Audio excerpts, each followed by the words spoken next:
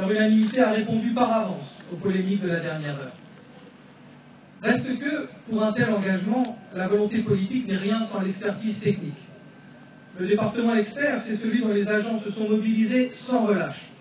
Ceux qui sont intervenus le jour même et les mois suivants pour surveiller les effets de l'incendie, puis ceux du gel et de la neige. Ceux qui, dès le 31 octobre 2012, ont mobilisé les experts pour diagnostiquer, pour définir les mesures conservatoires et le processus de reconstruction. Ceux, les agents, qui ont suggéré qu'en même temps que les réparations soient effectués des travaux d'entretien du pont, du boulevard industriel et du boulevard Gambetta pour éviter de nouvelles gênes à l'avenir. Ceux encore qui ont piloté les bacs, les cars départementaux et les dispositifs de covoiturage pour contribuer au nouveau mode de déplacement.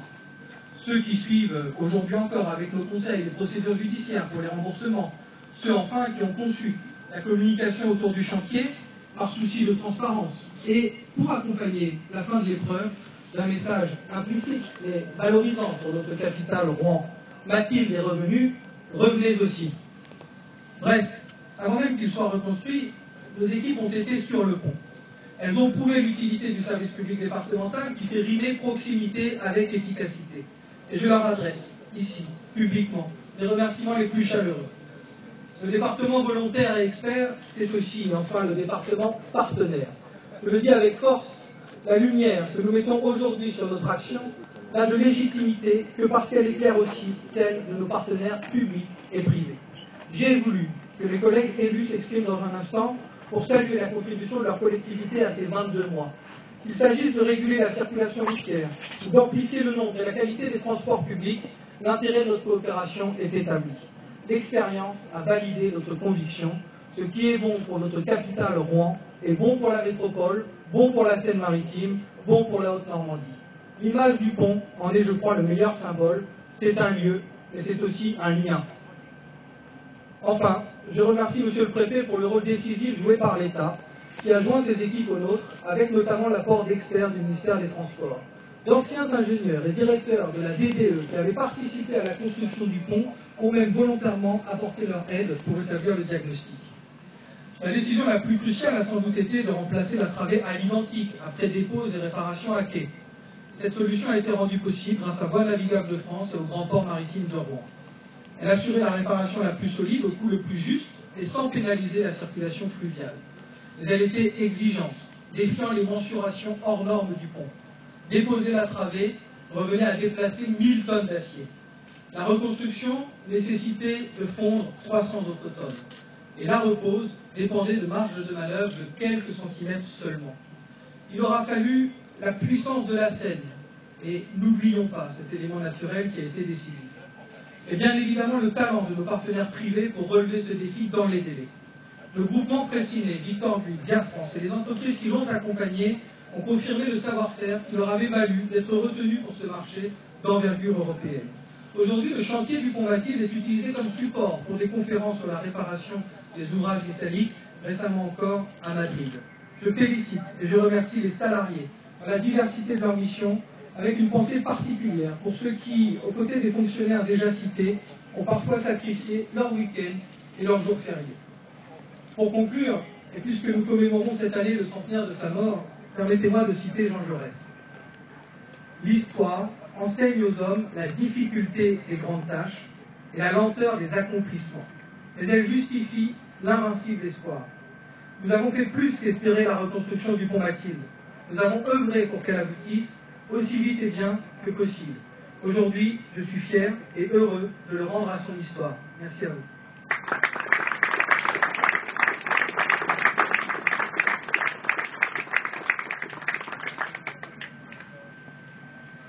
Madame la Ministre, Monsieur le Préfet, Mesdames et Messieurs les parlementaires, Monsieur le Président du Conseil régional, Monsieur le Président du Conseil général, Monsieur le Président de la métropole de Rouen. Un mot d'abord, tout simplement, c'est d'exprimer notre satisfaction collective de retrouver le pont Mathilde, une ville dont le fleuve est un élément essentiel, a besoin de ponts et a forcément besoin de plusieurs ponts. Et un pont en moins, c'est inévitablement, incontestablement, des difficultés pour tout le monde.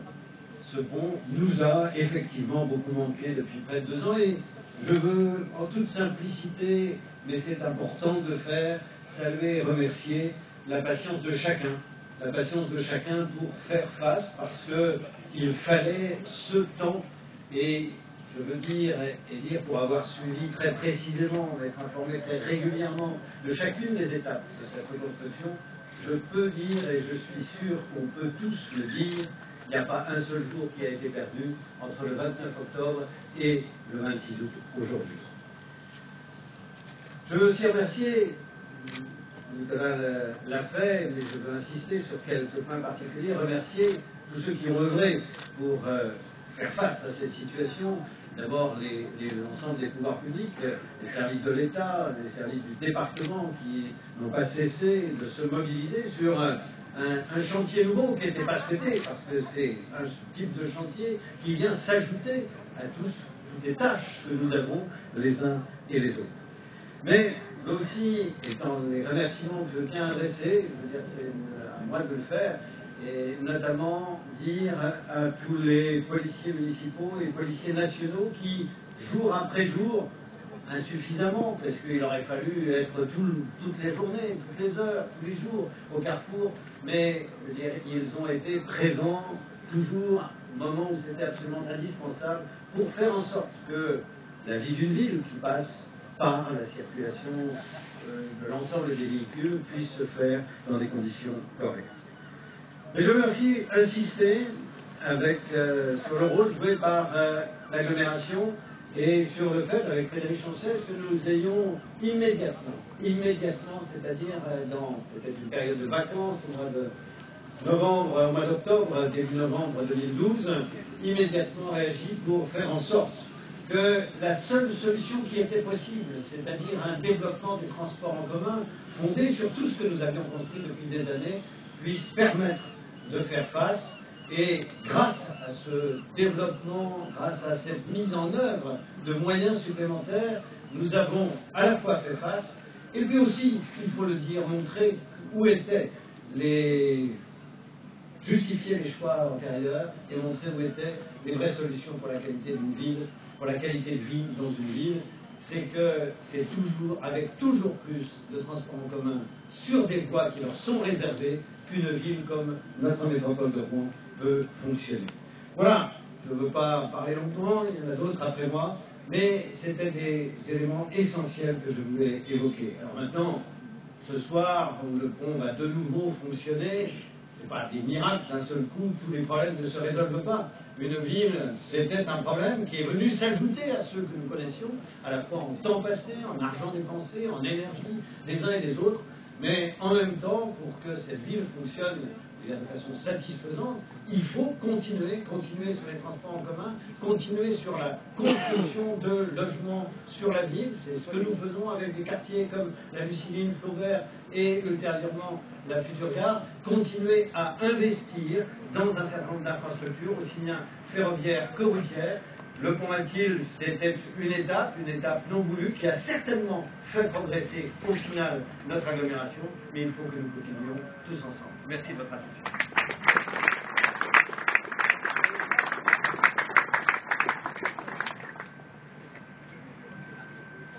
Monsieur le maire, monsieur le président du conseil général, conseil départemental, cher Nicolas, monsieur le président de la région, cher Nicolas, monsieur le préfet, mesdames et messieurs les élus nombreux, parlementaires, très nombreux également, je ne suis pas tout à fait dans l'ordre protocolaire là.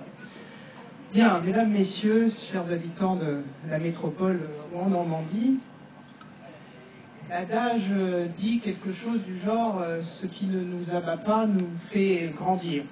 C'est vrai que la fermeture du pont Mathilde a été une épreuve pour nous tous, dans notre quotidien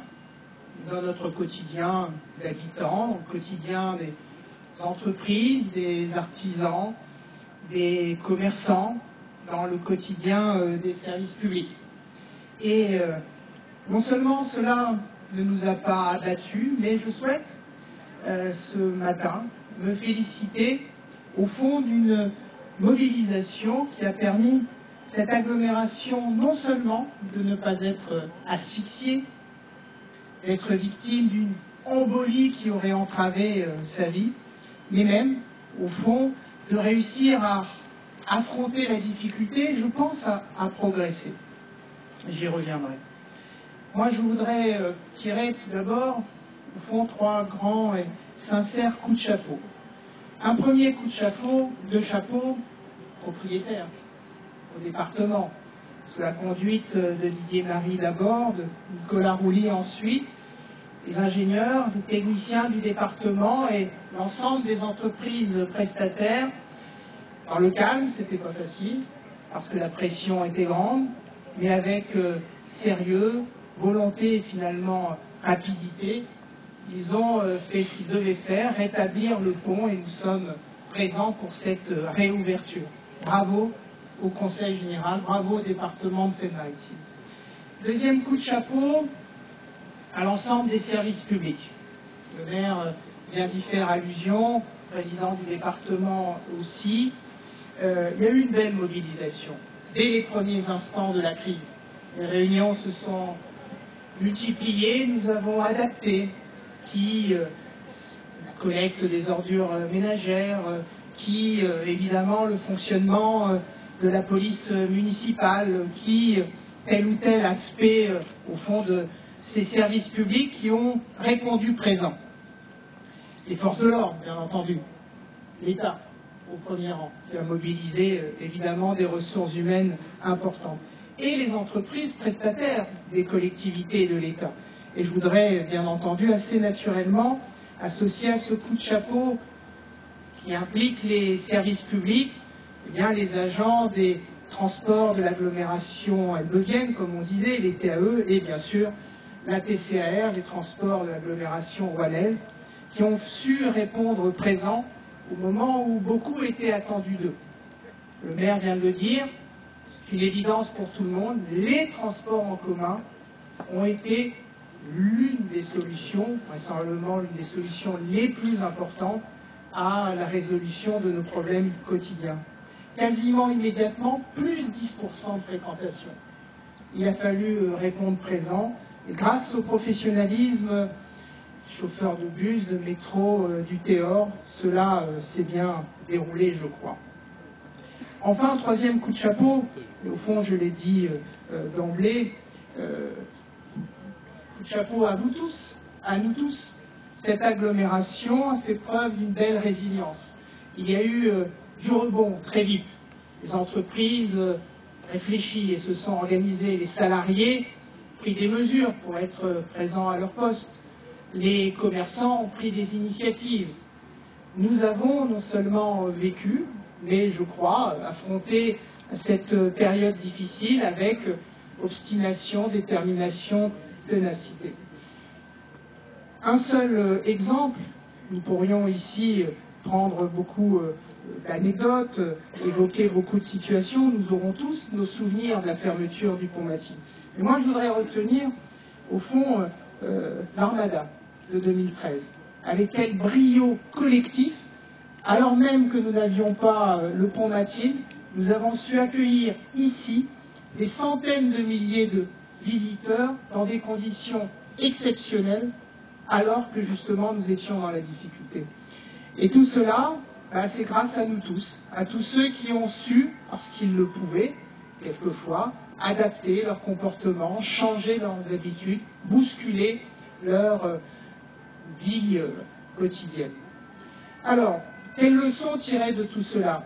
Et évidemment, chacun essaiera d'en tirer. Je le disais en introduction, ce qui ne nous abat pas, paraît-il, nous grandit. Qu'est-ce qui a fait grandir dans cette affaire-là la métropole Rouen-Normandie?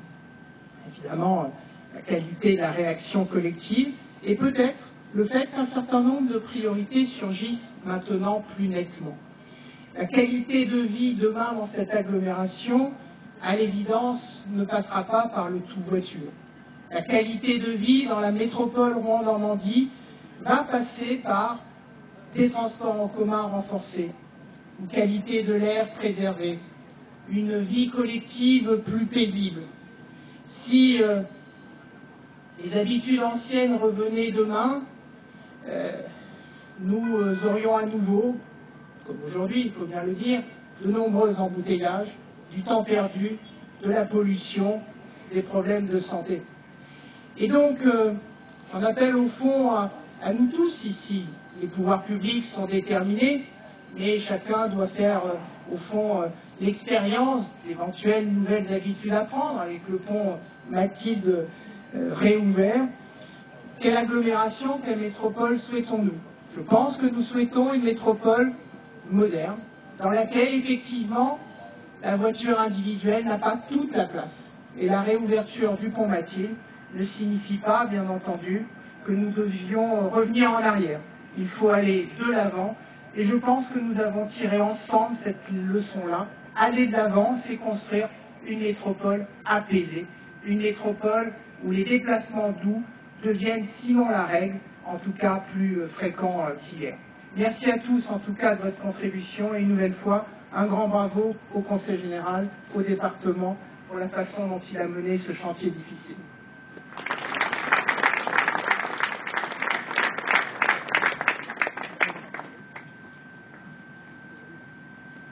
Madame la ministre, monsieur le préfet, monsieur le président du Conseil général, cher Nicolas, mesdames et messieurs les élus, mesdames et messieurs, je serai très bref parce que quasiment tout a été dit, simplement pour compléter sur quelques points qui nous semblent importants.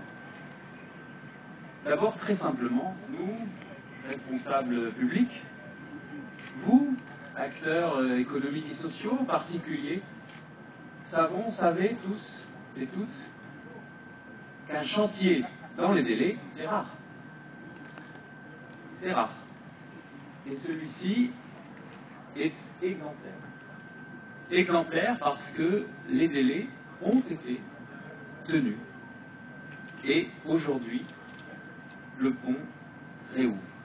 En moins de 2 ans, et cela a été rappelé dans le film qui nous a été présenté. Et en tant que président de la région, initiateur, acteur d'un certain nombre de chantiers, notamment dans les lycées, dans les grandes infrastructures, je peux vous dire qu'il est rare d'être en capacité de dire bravo et merci à tous les acteurs, à commencer bien sûr par le Conseil général de Seine-Maritime, mais tous les acteurs publics et privés pour cette mobilisation collective qui a été une condition essentielle pour faire en sorte qu'aujourd'hui, dans les délais, le pont accueille son public et fonctionne. Je m'associe naturellement à tous les remerciements qui ont été exprimés, je ne vais pas les répéter. Je voudrais pour ma part parler un petit peu de l'avenir, parce que nous sommes tous heureux de cet événement, heureux que nous aurions préféré ne pas vivre, comme l'a dit Nicolas Roulis.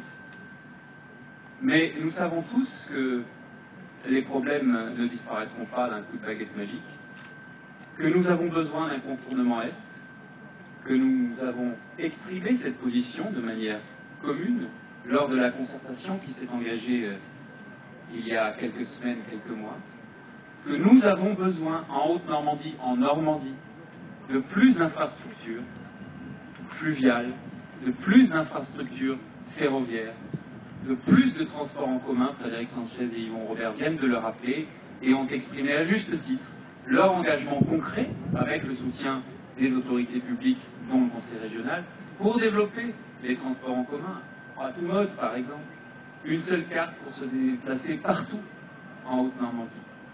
Nous avons besoin de plus d'infrastructures, de transport, de plus d'électromobilité, d'écomobilité dans notre région. Le verrou au développement de la Normandie aujourd'hui, c'est le verrou des infrastructures, et nous sommes heureux aujourd'hui de contribuer à aider à faire sauter ce verrou. Nous avons aussi besoin de continuer, c'est ce que fera le Conseil régional, de soutenir nos acteurs économiques, je pense en particulier au grand port maritime de Rouen, au grand port maritime du Havre, car les conséquences de la réouverture de ce pont ne concernent bien sûr pas que Rouen, ni même d'ailleurs la métropole ou le Conseil général. Ces conséquences ont un impact sur l'ensemble de la Normandie. Et c'est la raison essentielle de ma présence. Alors là, je vais m'arrêter là en vous disant merci à tous les acteurs du fond du cœur pour ce chantier tenu dans les délais. Et puis pour paraphraser le grand Jacques, mon cœur, arrête de répéter qu'il est plus beau qu'avant l'été, Mathilde est revenue.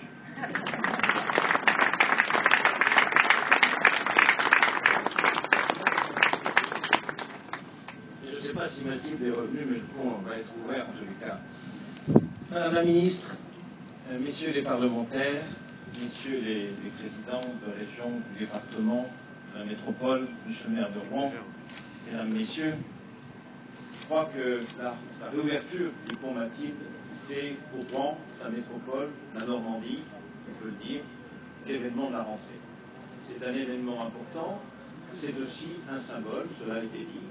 Quand on réinaugure, réouvre un pont, quand on rebâtit un pont, quand on reconstruit, quand on le remet en service, ça rappelle à l'histoire, c'est un rappel à l'histoire, et c'est aussi en ce moment un lien dont nous avons beaucoup besoin dans notre pays. Mais au-delà de cet événement de la rentrée, au-delà de ce symbole, je voudrais dire, moi aussi, que tous les services et tous les élus ont participé à la remise en œuvre de ce pont, la remise en état de ce pont.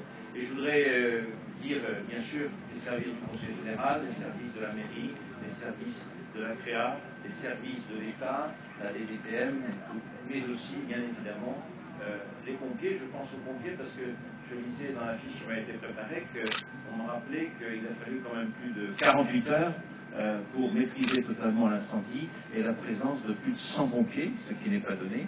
Et puis tout ce qui s'est passé depuis.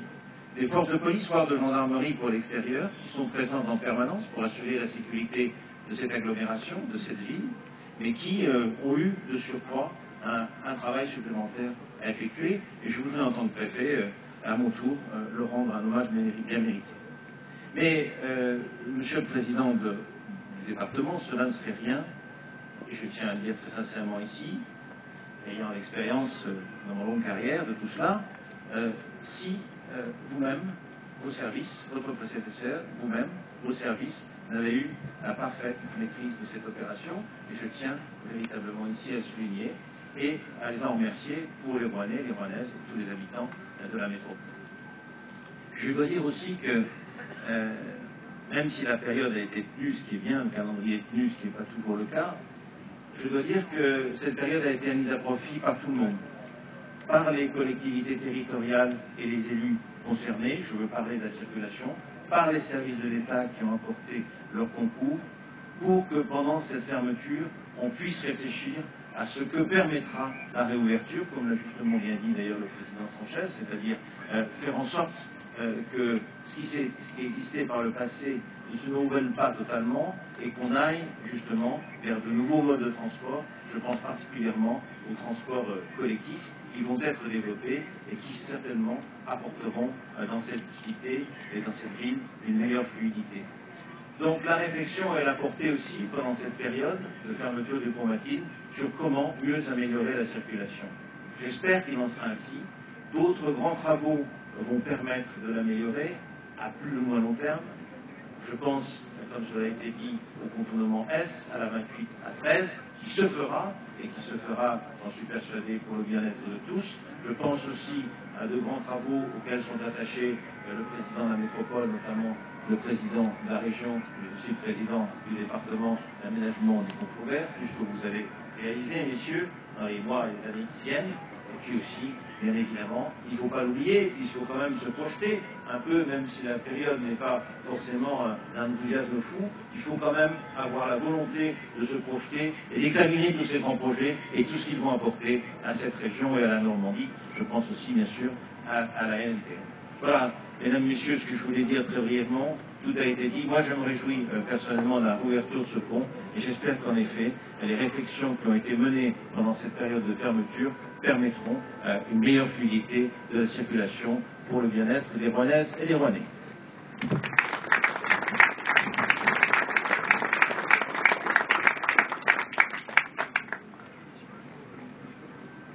Comme je l'ai indiqué, c'est une journée pont ouvert et donc il est maintenant offert aux piétons avant d'être ce soir rendu à la circulation. Je vous invite à déambuler sur ce pont pour prendre la mesure en effet de ce chemin parcouru. Vous avez été nombreux à suivre les étapes de la reconstruction.